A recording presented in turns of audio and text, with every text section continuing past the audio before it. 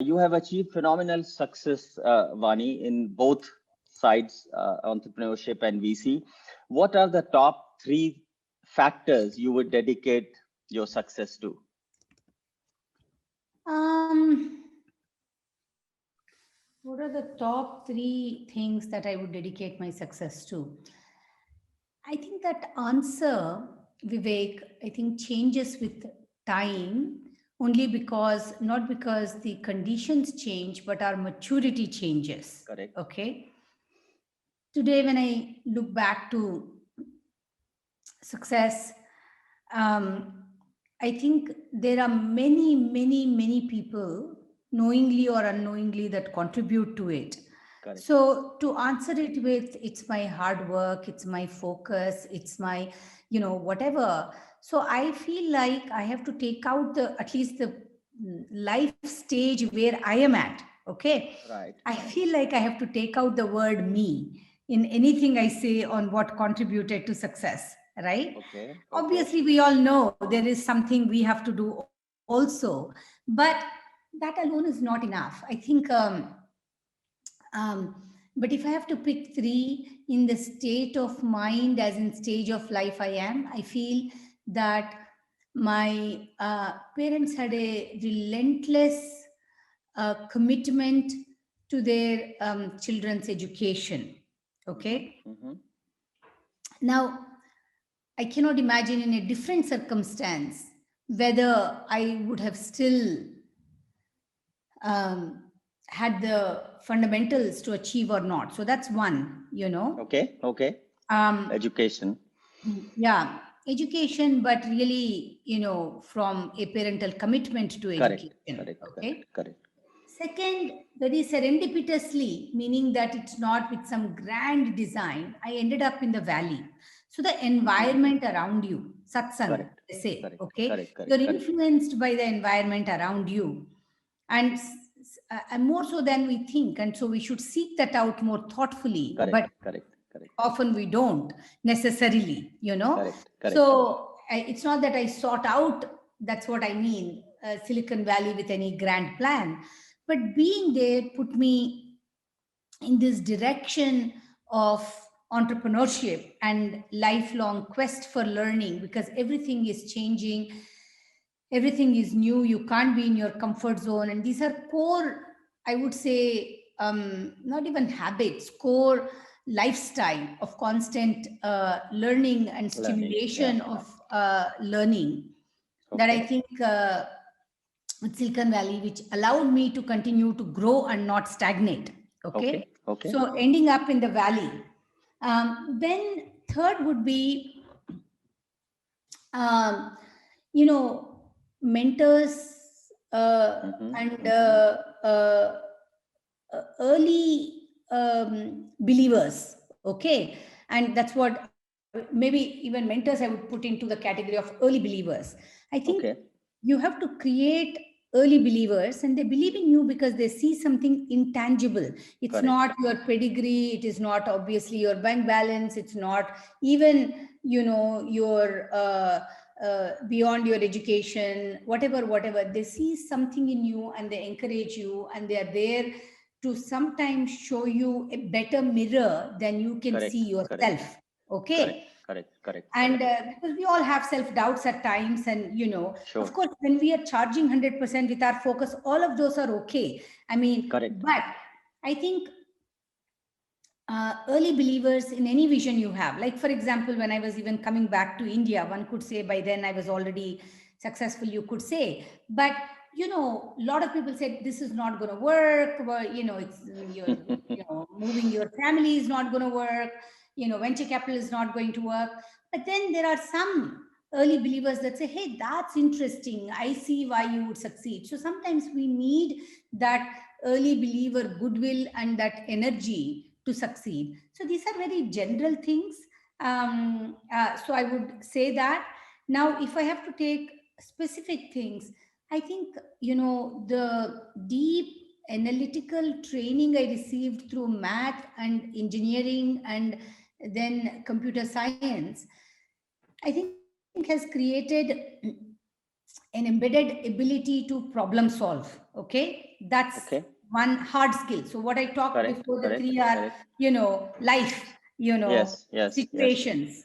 But hard skills, I think deep analytical skills that are there. And then the second is being able to take risk, not to be afraid of Mm-hmm. take risk, not to Mm-hmm. be afraid Mm-hmm. to fail, meaning that you have to be able to see a future that's worth pursuing, even if there is a chance that it won't work. So being able to take that risk taking, which I think is also, you have to think of it as a skill. It is not just Correct. Correct. and skill doesn't mean you jump from a plane without a parachute. You take calculated risks. Okay, Mm-hmm. so Mm-hmm. risk taking is about being able to take calculated risk. And then um, third would be to always keep long term focus in every decision you make. There may be Correct. some short term compromises or setbacks or give-ins that you have to do, but always keep the longer term goal in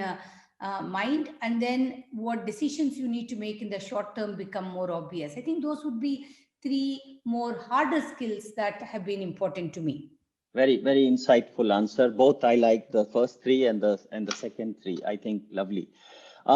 Were you goal driven from youth, Vani? If not, when did you first set some goals for yourselves? Um, I think I was both goal driven and not goal driven, in the sense that, I think I always had, I want to do well in math, or I want to go do engineering, or, I want to learn this. So they are all more uh, near term achievement goals. And I think I always had that very clear, Clear. right? And my learning goals, but not outcome goals, right? So I want to Okay. be a CEO. So that's, Okay. so not a goal like that, right? But Okay. very near term goals. So it's a sort of like, I'll tell you, I went hiking in Bhutan 3 years ago. I always wanted to go, so I went a little late, and we were doing a few tough hikes, okay? And I hadn't really even trained as much. So later, the guide said, I saw something in you. You must do yoga. I said, yes, why? He said, you just keep taking, the only way you have been able to do this every day is you take deep breath and you put one foot and another foot and another foot. Okay. So that's also a goal. Let me walk 10 steps can be a goal. If Yes. you say, Yes. let me Yes. climb the mountain, it might feel daunting, but it's okay. You can That's say, right. if the mountain got very steep, I would say, I will do 20 steps and then I'll pause to take a breath. And I kept Correct. doing that, literally 20 steps, take a breath, then do the next 20 steps, and you can climb the mountain. So that way, I think I have been more, achievable goal driven versus something that feels unachievable. Okay, now that is one kind of a goal, but there is another kind of a goal, which is, I was always very very clear that I want to have a very strong rooted family, for example. Mm-hmm. Mm-hmm. Mm-hmm. From very early on, I said that's important to me. And hence, everything you do has to work in that context, right? So there are Wonderful. other goals that are, much more life goals That's that right. may not have to do with success and career, but what ultimately do you want out of Exactly. life, right? Your life. Yes. Like right now, my children keep saying, will you come and visit us? And my parents are very old, and I really can't leave them, and I tell them, you can come visit me, but right now my goal is to take care of my parents, and I cannot come to visit you because it's hard That's to right. leave them for a month. So I think goals can be also very near term, but they also can be more about a principle that gives you a compass. Yeah, yeah. So the book is actually focusing on life success, and it is talking about balanced goals, which is what you articulated very well. So you've answered one or two questions. Let's jump into entrepreneurship to give respect to your time. Now, when I say entrepreneurship, the book's focus is not on current entrepreneurs, Vani. It is for people who are thinking of becoming an entrepreneur, young people who are studying or doing something and want to become entrepreneurs. So with that context, what inspired you to become an entrepreneur? I felt that I was a engineer, but I felt that, I had multi dimensions to my personality and my capability. And as an entrepreneur, I will be able to explore that. For example, what is the meaning of leadership? What kind of a company do you want to build? And, not just about the product and, customer profit balance sheet. Of course, that is there. But beyond that, I thought, there are other things that I can do that I can only do if I'm an entrepreneur that has been given the opportunity to set those things in motion.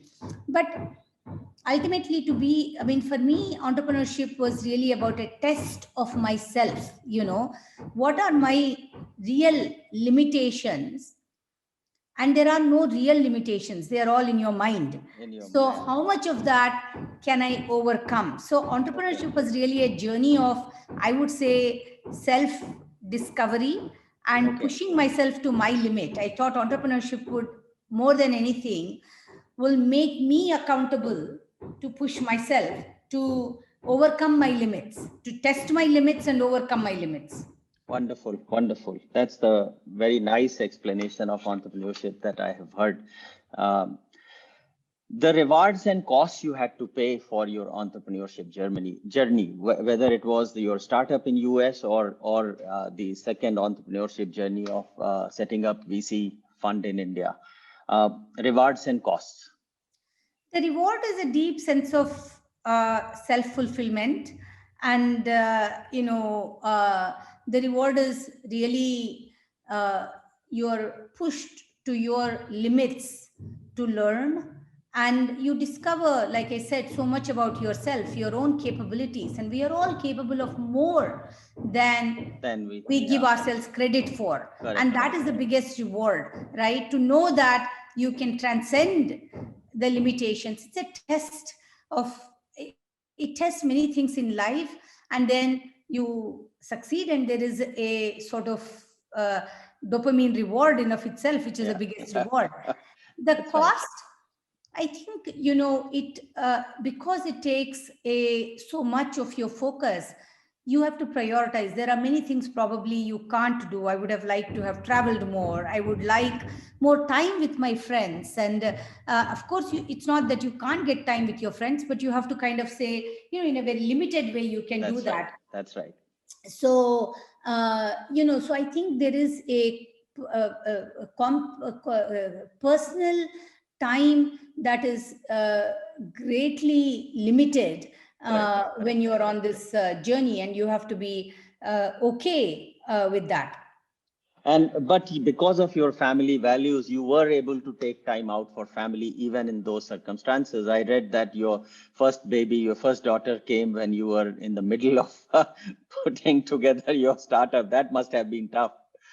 No, I always took time for family, but that's the thing. Then you may not have as much time for socializing. So you have to balance out, right? And in fact, I think we never had a babysitter for the kids. What that meant is we either, had to socialize with friends who had children the same age and with whom, so we included our children into everything we did. And very few times, unless it's a office Christmas party once in a year, we would be willing to do activities that didn't involve the children, right? That's how we could get the family time. But then your me time, you can't have that much me time. That's right. So it's a balance and trade-off. The top 5 skills a successful entrepreneur should have who is thinking of becoming an entrepreneur. 3 or 5, whatever you are comfortable. First one is core conviction. What are you doing and why are you doing it? Right? And you have to Yep. keep asking that each time. So, self conviction, because there'll be 99 people who will say no, and maybe one people who will say yes to you, Yeah. Yeah. your vision. So, you have to have belief of why you are doing it. Doesn't matter why Vani says it's not doable. You have to say, why do I believe it can be done? So, that's one very important above all else. Okay. Second is really ability to listen, Okay. and oftentimes it's the two sides of the coin, because you might have self conviction but Yes. you don't listen, right? Yeah. Yeah. And self conviction is not one absolute thing, it keeps Yeah. evolving and you have to Correct. evolve, right? Correct. So Correct. ability to take listen and filter. Yeah. Listen doesn't mean you have to agree, but Correct. capability, active listening is I very agree. important. I agree. Third would be grit. Anything that you Yeah. have to do, for sure, you will face many setbacks. No Correct. question Correct. about it. So you Right. have to be able to get up and do it. It doesn't. There is a cost, and it is not free. I mean, it is not a easy ride. It is so grit. I think is very important. Third would be, you have to be, your leadership will get limited or expanded by the capacity to increase your purpose. How inclusive are you in your purpose, right? If your purpose is to build a great company or build a great product, make money for yourself, that's nothing wrong, but that is one kind of a purpose. The broader your purpose, the higher the probability of impact and leadership that you will be able Correct. to create. So I think, the purpose becomes Very important, important. Yeah. very Yeah. Yeah. important. And then, finally, I would say, uh, like we said, active listening, like that, continuous Okay. learning allows you to be able to accept that you don't know everything, and it allows you to bring people who may know something. Oftentimes we are trapped with, I am the boss, or I am whatever, and I'm the smarter, and I should have all of the answers. If you start with continuous learning, you know that you don't have all of the answers, you All will the never have answers. all of the Yeah. answers. Correct. Correct. Correct. Nobody can have that. Yeah. Yeah. Wonderful. Wonderful. Um, why should our youth focus on entrepreneurship, in your opinion? Um, I think first, we are lucky to be in an era where entrepreneurship is possible, valued, and needed. Right? Specific to India, there is huge amount of opportunity, and if you can change and create impact, there's nothing like it. You feel like your life had some purpose. And secondly, uh, we may take this for granted. Remember question number one, where I said your Yeah. success is a factor of Yeah. so many things. We may take this for granted, but I think, 50 years ago, this wouldn't have been possible. 30 years ago, That's it right. may or may That's not right. have been possible. Today, it is possible. So it Correct. is possible. So why not, right? So Correct. the regulation is favorable, the environment is favorable, Correct. the need is there, and you have the skills to do it, and there is no huge downside to doing it. There's only upside of learning. Whether the company is successful or not, Successful. Yeah. you would have learned so much, and there is no downside, which wasn't the case necessarily in the 60s and 70s in terms of downside versus upside. Correct. So I Correct. think everyone should try their hand at some level of entrepreneurship. And like you said, country also needs it to Yes. create employment and economic development. So it is very important for India as well. Switching gears a little bit, your role models or mentors who you would like to talk about in short to basically make young people see the importance of mentorship and role models. So to me, the difference between role models and mentors are, role models are people that I know of. I can read about them. I may or may not know them. At least in my case, that's how I've looked at role models. And that comes from, successful biographies, successful people, and you say, what did they do right? You can say, what did Steve Jobs do right? What can I learn from him? What to do, what not to do?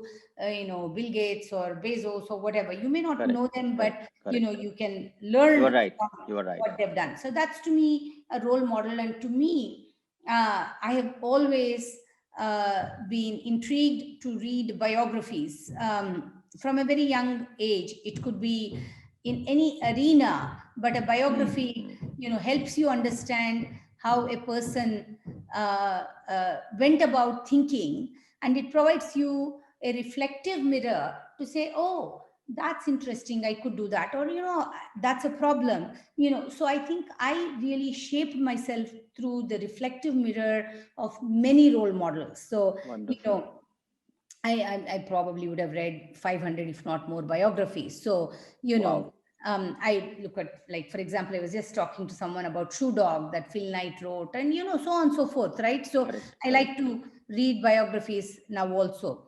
Now, mentors are people that are close to you, or aware of the situation, aware of the context of your industry, your role, and so forth.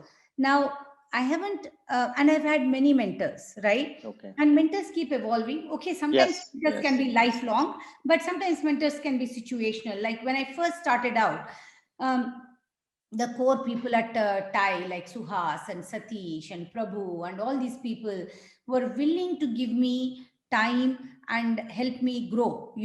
Sometimes it was like meeting me every week to say, okay, what's the question you have?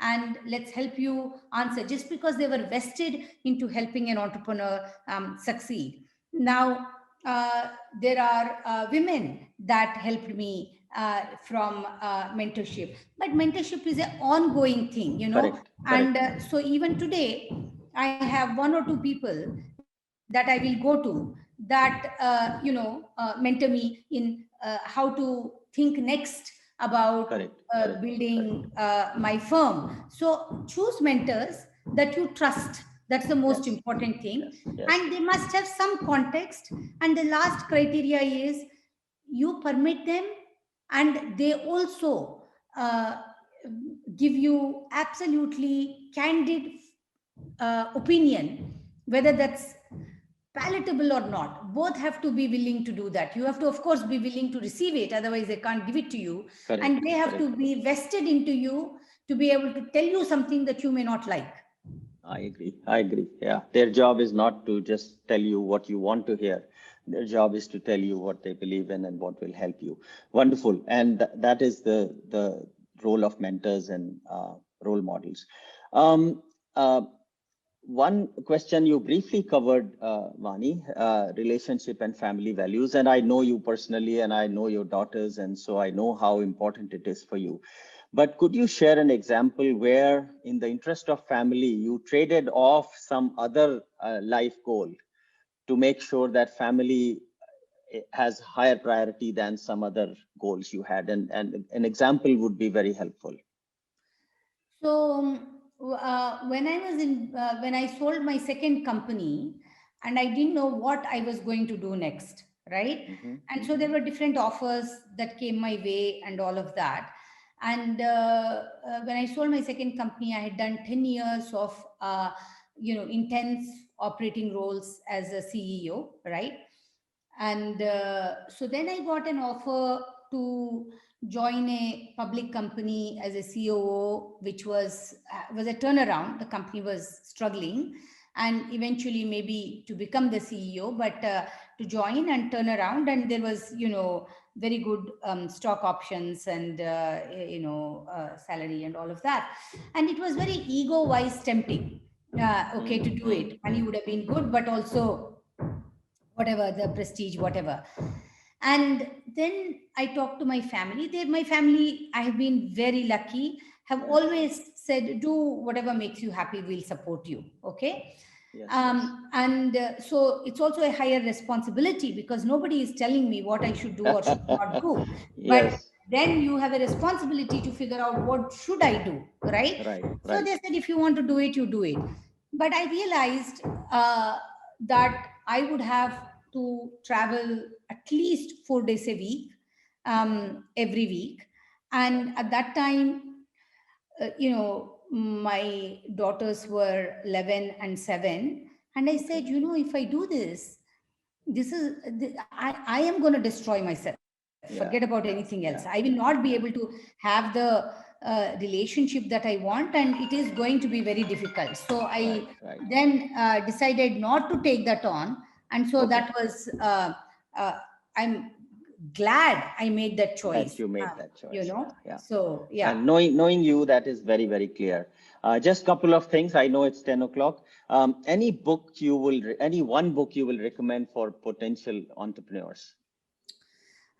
Lots of books, because I read all the That's time. why I And said but I know I will that. say one thing. I read a lot of biographies, like I already told you. Okay, I'll tell you okay, what I'm reading right now. It's a big book, so it has been taking me time to finish it. I'm reading this, The Promised Land by Barack oh, Obama. Obama. Okay, okay, And okay. not so much that it's a book I would recommend, as in, of course, it's a great book, but I would say read about, I mean, people are out there offering you wisdom, telling you what they did right, what they did wrong in life. So read biographies, and I learn a lot from that. But right now I'm reading this book. I think there's a lot to think about in his story. So Okay, yeah. okay, lovely, lovely.